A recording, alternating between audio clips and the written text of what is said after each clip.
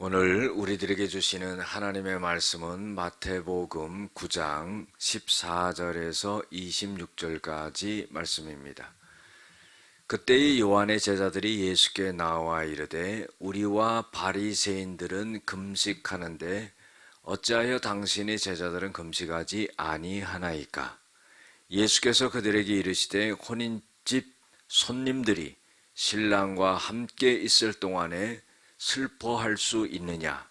그러나 신랑을 빼앗길 날이 이르리니 그때에는 금식할 것이니라. 생배 조각을 낡은 옷에 붙이는 자가 없나니 이는 기운 것이 그 옷을 당기어 헤어짐이 더하게 됨이요. 새 포도주를 낡은 가죽 부대에 넣지 아니하나니 그렇게 하면 부대가 터져 포도주도 쏟아지고 부대도 버리게 됨이라. 새 포도주는 새 부대에 넣어야 둘이 다 보존되느니라. 예수께서 이 말을 하실 때에 한 관리가 와서 절하며 이르되 내 딸이 방금 죽었사오나 오셔서 그 몸에 손을 얹어 주소서. 그러면은 살아나겠나이다 하니 예수께서 일어나 따라가심에 제자들도 가더니 12해 동안 혈루증으로 앓은 여자가 예수의 뒤로 와서 그 겉옷가를 만지니 이는 제 마음에 그 겉옷만 만져도 구원을 받겠다 함이라. 예수께서 돌이켜 그를 보시며 이르시되 딸아 안심하라 내 믿음이 너를 구원하였다 하시니 여자가 그 즉시 구원을 받으니라. 예수께서 그 관리의 집에 가사 피리 부는 자들과 떠드는 무리를 보시고 이르시되 물러가라 이 소녀가 죽은 것이 아니라 잔다 하시니 그들이 비웃더라. 무리를 내보낸 후에 예수께서 들어가사 소녀의 손을 잡으심에 일어나는지라 그 소문이 그 온 땅에 퍼지더라. 아멘. 오늘은 금식할 때와 믿음의 기적이라는 제목으로 함께 은혜를 나누고자 합니다. 오늘 말씀 속에 보면은요, 금식할 때와 그 상황이 있다는 것을 알아야 된다는 말씀이 나옵니다. 요한의 제자들이 예수님께 와서 이런 말을 합니다. 우리와 바리새인들은 금식을 하는데 당신의 제자들은 왜 금식하지 않습니까? 이런 말을 해요. 그냥 하는 말이 아니라 깊게 그렇게 한번 생각을 해봤던 것 같아요. 여기에 대해서 예수님께서 세 가지 비유로 말씀하십니다. 첫 번째로는요, 신랑이 신부와 함께 있을 때에는 금식하지 않는다 그런 말을 해요. 여러분들 결혼식을 하고 또 이제 혼사를 올리고 예식을 진행하고 이런 상황 속에서 신랑이 만약에 금식을 한다 그러면은 그 참 난감한 일이 아닐 수가 없습니다. 그럴 때는 금식하지 않는다 하는 거예요. 아무리 금식 기간이라 할지라도 그때만큼은 금식할 수 없다 하는 거죠.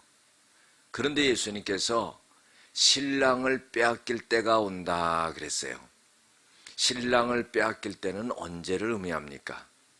예수님이 십자가에 못 박히시고 돌아가셨을 때를 의미하는 거죠. 그때는 금식한다 그런 거예요. 두 번째로는요, 생배 조각을 낡은 옷에 붙이지 아니한다 그랬어요. 여러분들 천조각이 새 천조각을 헌 천조각에 있게 되면은요, 그게 수축 이완이 돼가지고 헌 천조각이 찢어지게 됩니다. 그래서 그런 일을 하지 않는다 하는 겁니다.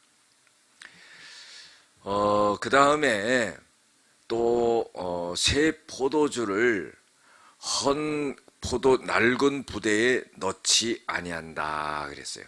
이것도 마찬가지로 그 헌 부대가 터지기 때문에 그렇습니다.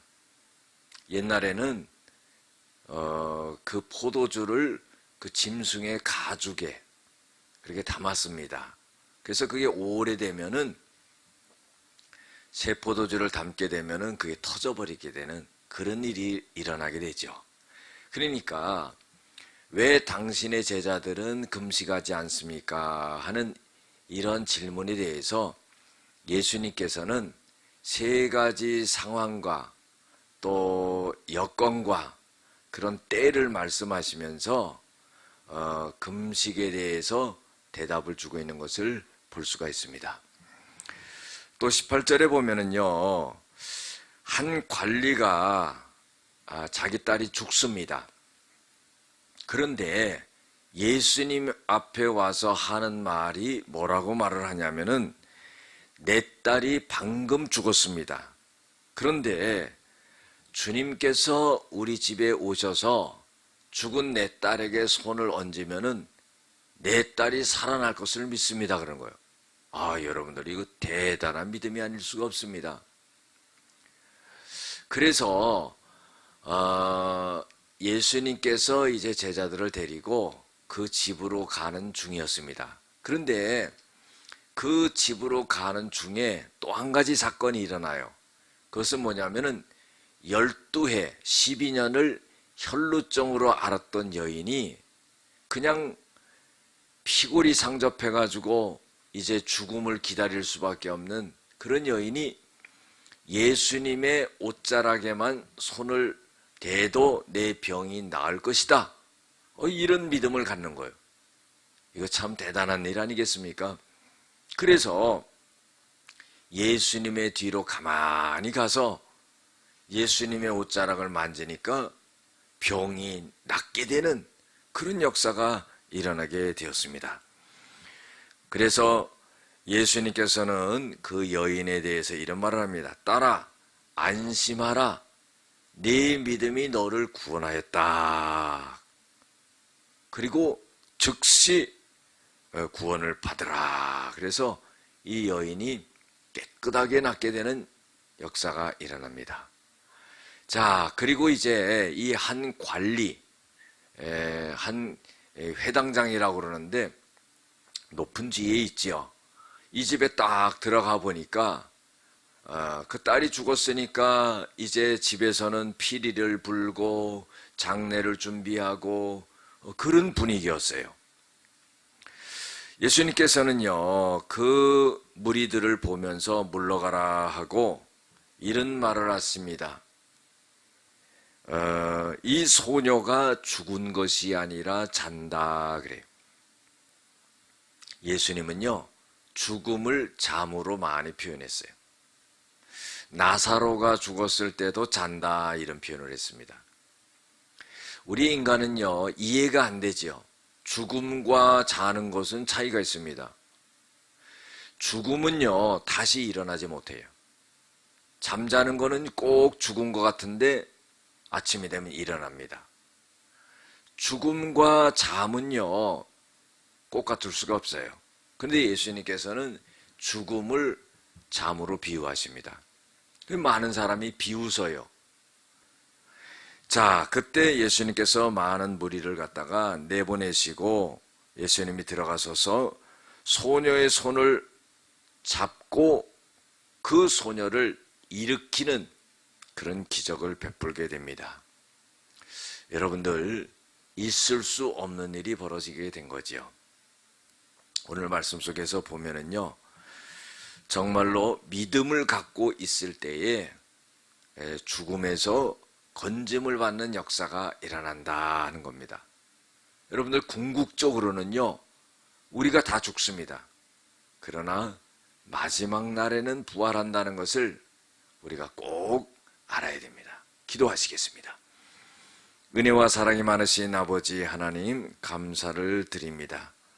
주님이 베푸신 기적을 보면서 우리도 이러한 믿음을 갖게 하시고 마지막 날에는 우리가 부활하고 살아난다는 것을 기억하고 쫓아가는 저희들이 되어지게 하여 주시옵소서.